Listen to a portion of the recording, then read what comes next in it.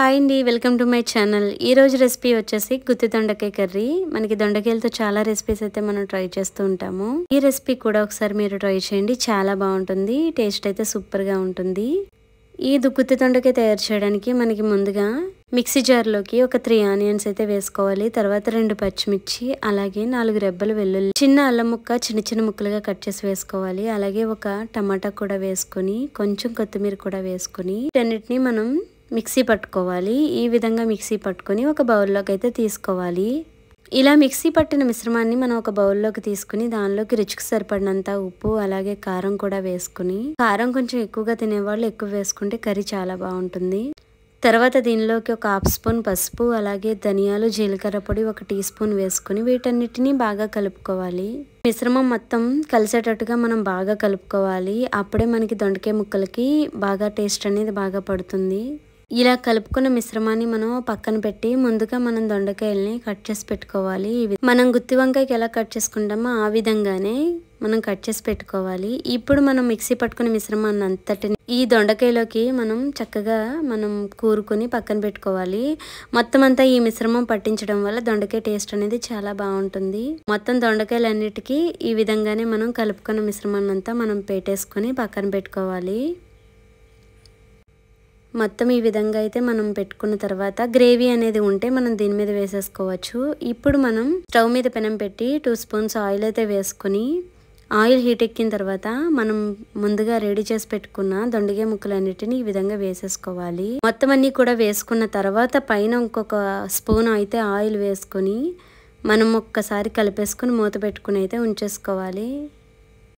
ఈ కర్రీ మనకి హైలో కాకుండా మీడియంలో పెట్టుకుని, మంట మీడియంలో పెట్టుకుని చేసుకుంటే చాలా బాగుంటుంది. మీరు కూడా ఈ విధంగా ట్రై చేయండి.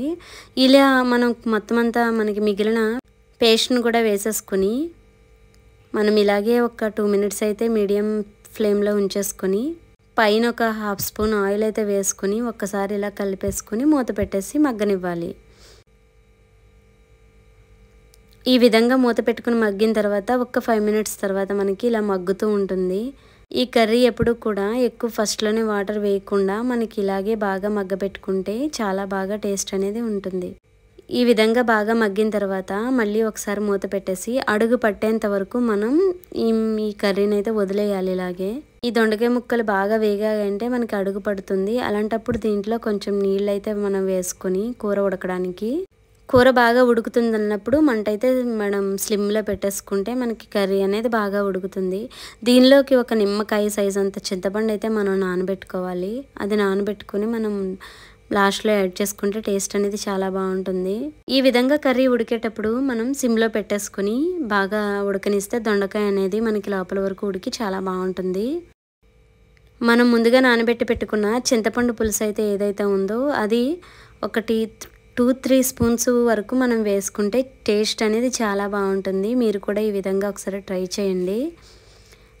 ఇది బాగా సిమ్లో ఉంచడం వల్ల మనకి కూర అనేది అడుగట్టకుండా చక్కగా ఉడుకుతుంది.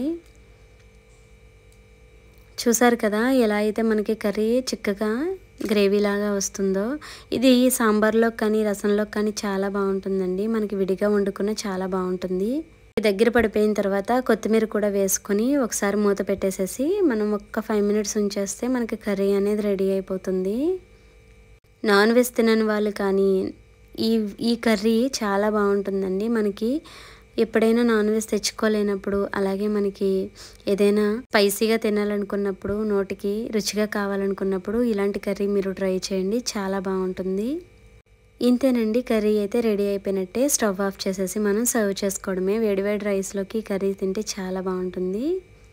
మీరు కూడా ఈ కర్రీని ఒకసారి ట్రై చేయండి. మీకు కనుక ఈ వీడియో నచ్చినట్లయితే please like and subscribe to my channel. Thanks for watching.